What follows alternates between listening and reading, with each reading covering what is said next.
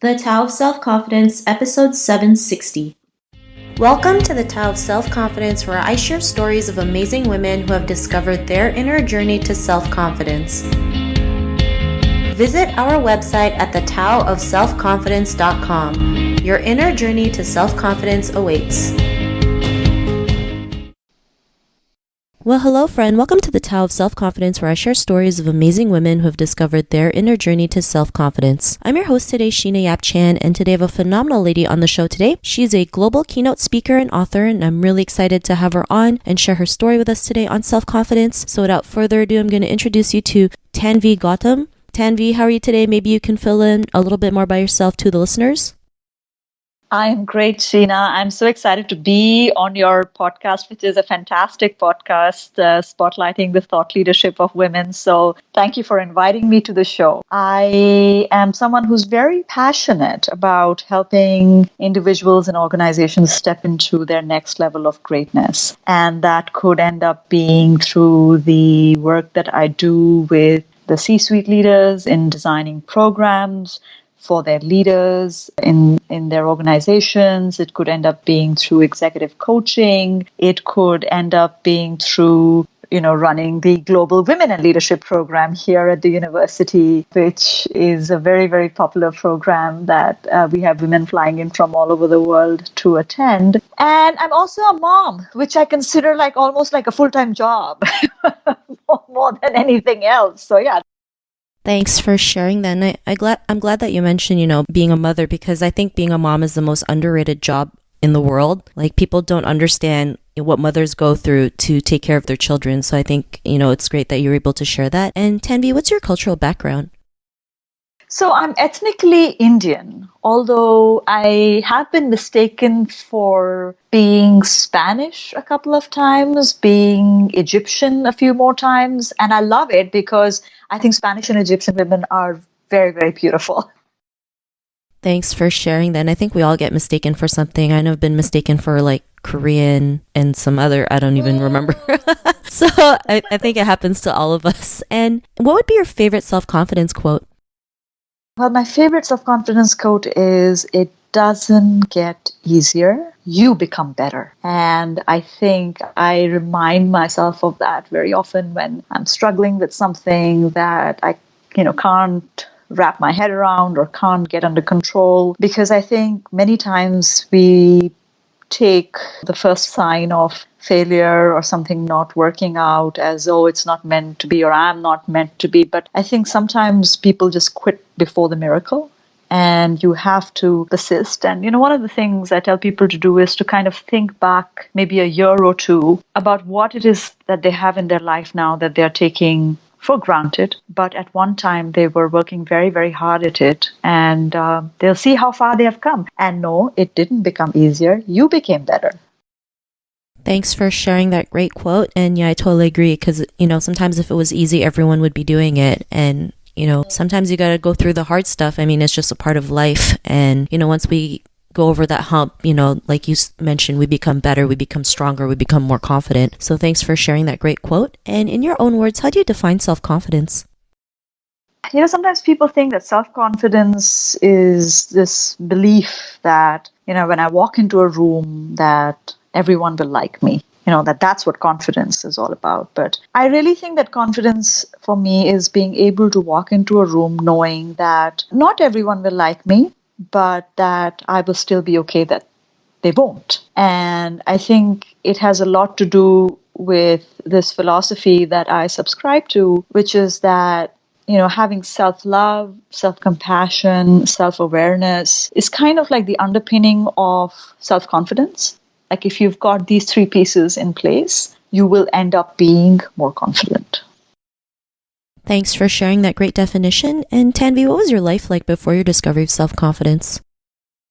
So, that's such an interesting question. I kind of don't see it as much as before I found self-confidence and after, because I think there are situations in which all of us are a little bit more self-confident than other situations, right? So I think there could be scenarios or people or projects in which even today I might find that my self-confidence can dial down. So it's not like there was a life before I found it and a life after. It kind of, goes up and down depending on where I am in my comfort zone and where I am not. But as I kind of focus on things that help self-confidence, one of the things that I have realized is that by focusing on, what helps me be more self-confident is that, when you are in that valley where you're not feeling very confident, how quickly can you get yourself out of there? And the sooner you can get yourself out of there, you find you're more productive, you are more resilient, you're more creative, you're more of so many things that you were not before you became self-confident about doing whatever it is that you were doing. So I kind of see this more as, what I would like to call portals of self-confidence that I kind of end up crossing many, many times in many, many different scenarios. And that's the kind of common thread that I've seen on how quickly can I train myself to move from not having self-confidence to having self-confidence. Thanks for sharing that. And it's true, confidence is like something we go through for the rest of our lives because we have new challenges, new setbacks, new roadblocks, new success. And, the more we practice it, the more we can become confident. And, what was that point in your life when you realized you can go out there and be who you are today, especially, being a speaker and author? I mean, what was that aha moment? So this is a very interesting question, right? Because I think a lot of us, when we are focused on our work and projects and all of that, we tend not so much to, think about the influence and impact it's having on others. And I remember there was this, I was at a networking event and I was talking actually to Mike Howard, who was at that time the global chief security officer of Microsoft. So obviously somebody very, very senior, somebody who probably like Bill Gates had on his speed dial or whatever. And he and I had been talking about the work that I've been doing. And in the middle of the conversation, he says, ultimately we look to leaders like you to do this. And I kind of looked over my shoulder and like, who's he talking to? Like, I didn't see myself as a leader, right? It was and I looked at his face and he was looking straight at me. So he wasn't talking to someone else. And I think it was just in that moment that I kind of realized that, you know what, maybe I am doing things that are having that impact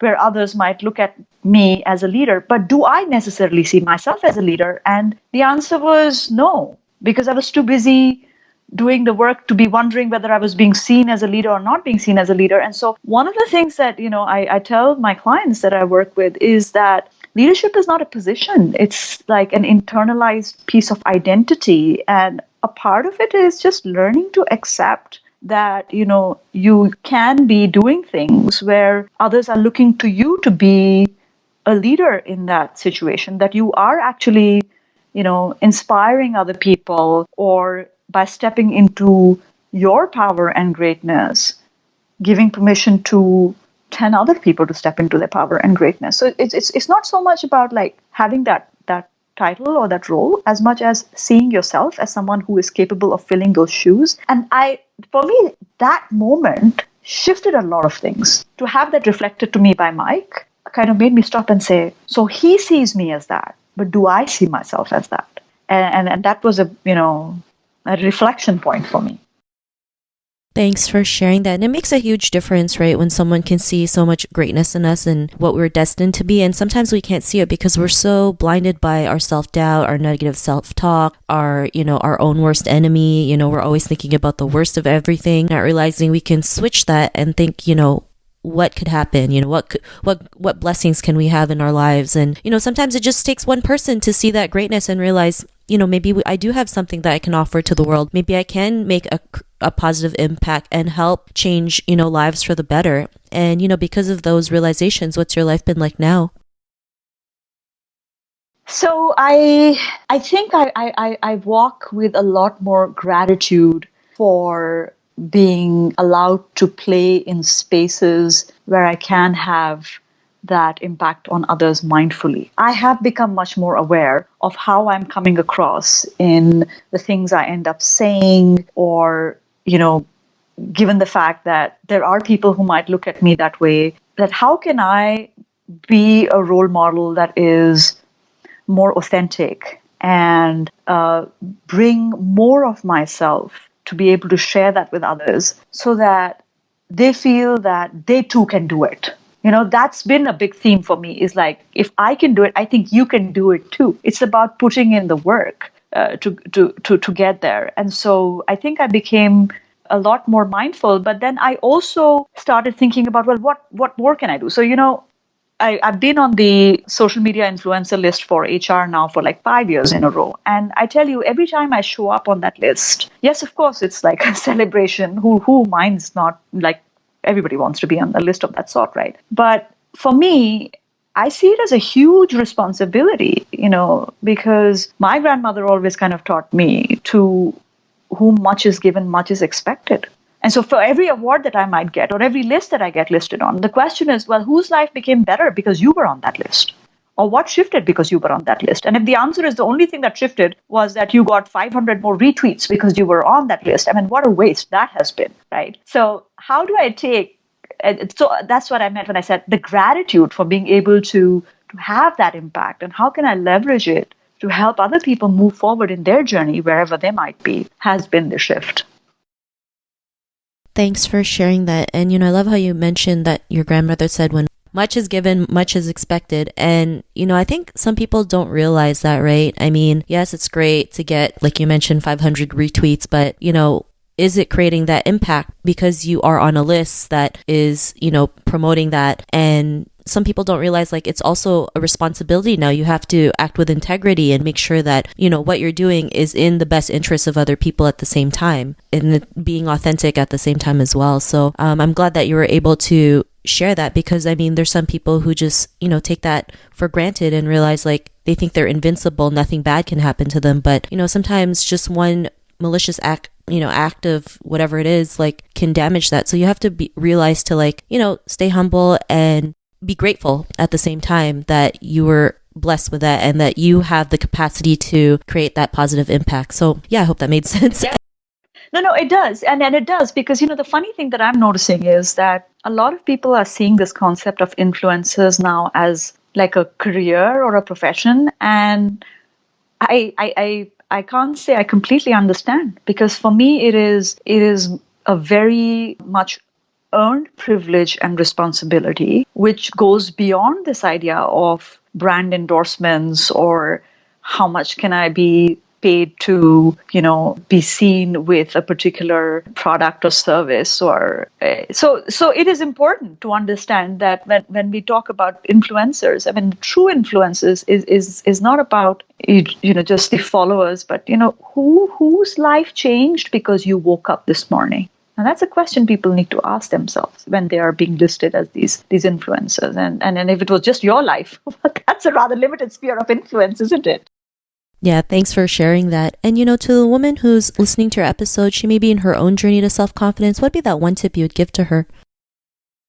I would say that, define success on your own terms. We often buy into definitions or prototypes of success that are handed down to us, sometimes culturally. They are handed down to us, because our parents or their parents thought that, when you are that, doctor, engineer, scientist, academic, whatever was their definition of being successful, was kind of handed down to you, and we kind of adopt that sometimes without asking whether that's really what we are looking for. And that's not very helpful. The number of people the way I think about it is they're in the fast lane, but the wrong direction. And so when they reach where they were aiming for, they may often get there and say, there's got to be more to life than what has happened. Or, is this all that there is to it? And then, I tell them, I said, yeah, but I thought that's how you define success. And then that's when the recognition hits that, actually, you know what? I didn't define success like that. Somebody else defined it for me. And therefore, it's an accomplishment, but it feels empty. And so spend a little bit of time asking for what's your own definition of success. If you were not trying to live out somebody else's parameter of being successful, how would you really define it? And I think you need to spend a little bit of time answering that question. Thanks for sharing those great tips. And if our listeners wanted to get to know a little bit more about you and what you do and check out some of your work, is there any links or social media profiles we can connect with? You can always find me on Twitter. I spend a lot of time there. I'm sure you will link to it in the show notes. If you wanted to look up my book, especially your women listeners, it's www.thesparklieswithin.com, which is the name of the book, The Spark Lies Within. So that might be a good place to go. Otherwise, drop a note on LinkedIn and say, hey, I'm a friend of Sheena's, and I'll be sure to accept your request. Thanks for sharing that. And to our listeners, if you want to connect with Tanvi, you can also head on over to thetaoofselfconfidence.com and search for Tanvi's name. Her show notes will pop up along with everything else that we talked about. And I really just want to thank Tanvi today for taking the time to share her stories and tips with us on self-confidence. So thank you so much, Tanvi. Thank you so much for having me, Sheena. Not a problem. It was really great having you on the show. And to our listeners, be on the lookout for another new episode of another amazing woman's journey to self-confidence. And we'll talk to you soon. Bye for now. Thank you for tuning in to another amazing episode of the Tao of Self-Confidence. Want to learn how you can use podcasting to market your business? Download your free report by visiting our website at thetaoofselfconfidence.com. Your inner journey to self-confidence awaits.